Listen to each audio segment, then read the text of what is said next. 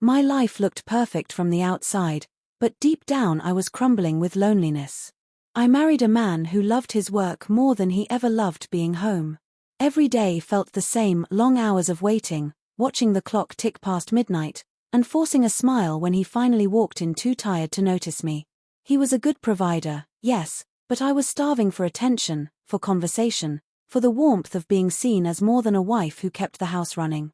That emptiness was the quiet ache I carried around, and it grew heavier with each passing day. Then came my stepbrother.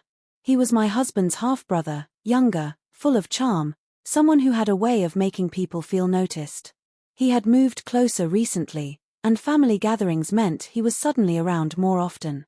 I had always considered him a trusted part of the family, someone harmless, someone safe. At first, it felt natural. He helped with little things, carrying groceries, fixing small repairs my husband never had time for. His presence didn't feel like a threat, it felt like the companionship I had been missing. I noticed how he listened to me in a way my husband no longer did. If I mentioned being tired, he'd ask about my day. If I wore something new, he'd notice instantly and compliment me with words that lingered longer than they should have. I told myself it was innocent. After all, we were family, weren't we? Yet deep down, I knew I was paying more attention to those little moments than I should have. One evening, when my husband was once again locked away in his study working on endless reports, my stepbrother sat with me in the living room. We talked about small things, nothing important, yet his eyes stayed on me longer than they needed to. I caught myself smiling more than I had in months. The sound of laughter returned to my lips, not because of my husband, but because of him. That realization scared me, and I quickly excused myself, blaming the dishes waiting in the kitchen. I tried to dismiss the growing sense of comfort I felt around him, but my heart betrayed me.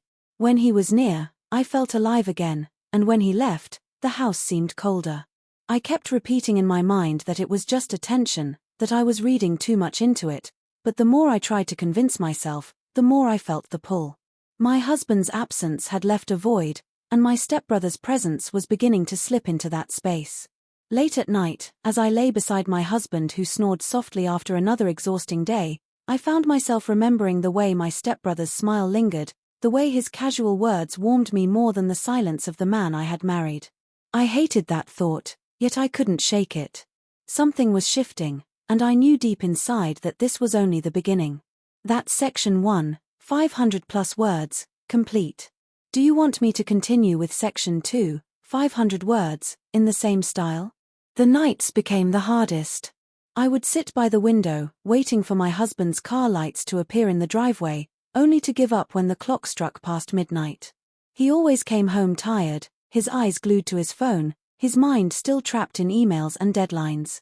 I told myself not to complain, not to disturb him, because he was working for us.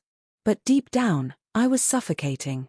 The silence between us grew so loud that even when we shared the same bed, I felt like a stranger beside him. It was in those quiet moments of loneliness that my stepbrother's presence became something I leaned on more than I should have. He seemed to sense when I was down. If he stopped by, he would ask how I was really doing, not just out of politeness, but with genuine concern. One afternoon, when my husband was away at a meeting, we sat outside on the porch drinking tea. I confessed how overwhelming it felt to be alone all the time. He listened, nodding, his eyes locked on mine in a way that made me feel heard for the first time in months. When I finished, he said softly, "You deserve more than just being someone's afterthought." Those words echoed inside me long after he left. Soon, our conversations became longer.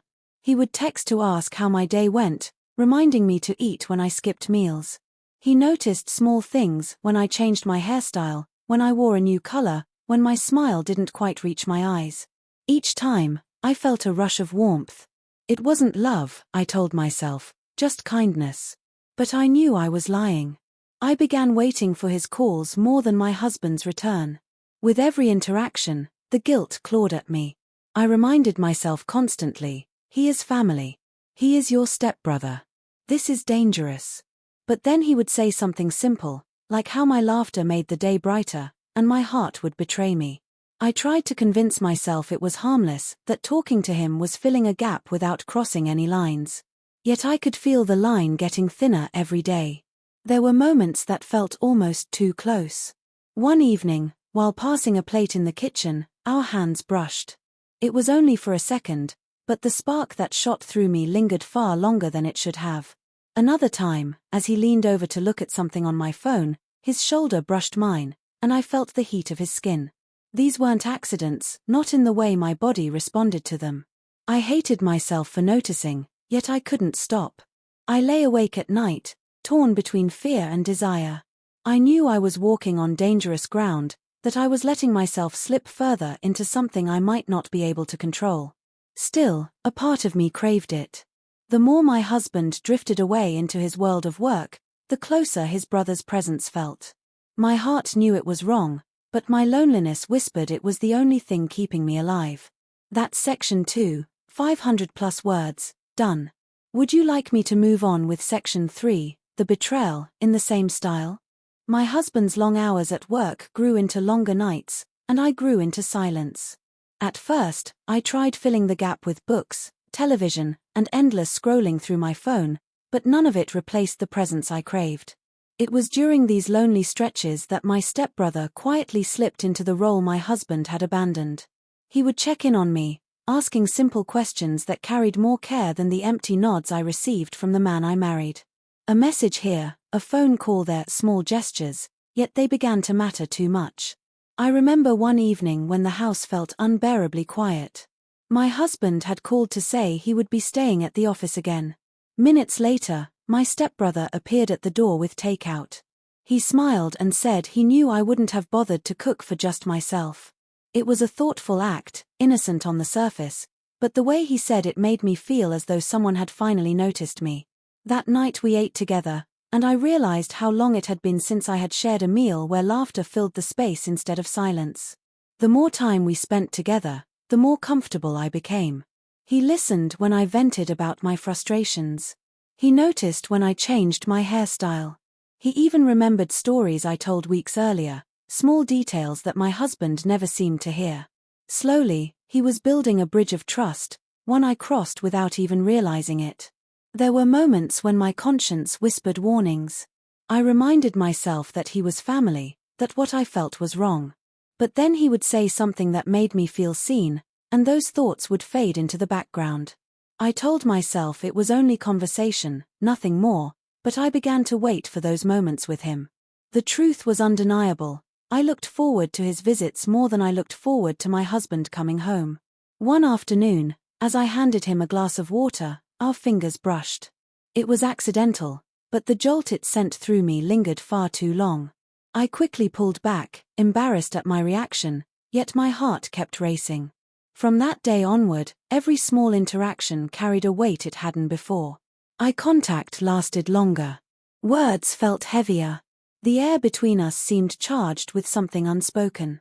At night, I lay awake with guilt, rehearsing excuses in my head, as though preparing for accusations that hadn't even been made. My husband slept peacefully beside me, unaware that my thoughts were consumed by someone else. The shame gnawed at me, but so did the longing. I told myself I would stop, that I would put distance between us, yet every time my stepbrother showed up with his easy smile and caring words, my resolve weakened. It was no longer just about loneliness. It had become something deeper, something dangerous.